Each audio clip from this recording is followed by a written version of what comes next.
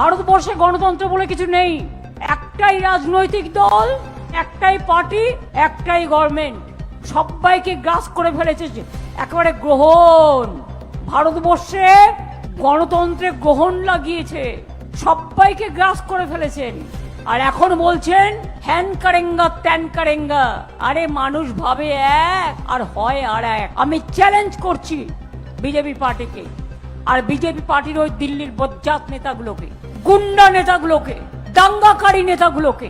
এদের প্ল্যান 1 হচ্ছে ভোটার কাটা, প্ল্যান 2 হচ্ছে ইভিএম মেশিন কারচুপি। আমি অলরেডি খবর পেয়েছি।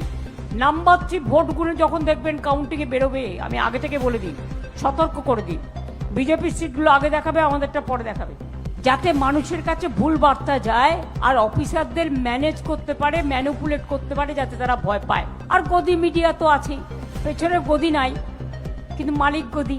আমি বিজেপিকে ছোট্ট একটা চ্যালেঞ্জ করব, যদি সত্যি মানুষের ভোটে জিততে চান, ভোটাধিকার সবার ফিরিয়ে দিন।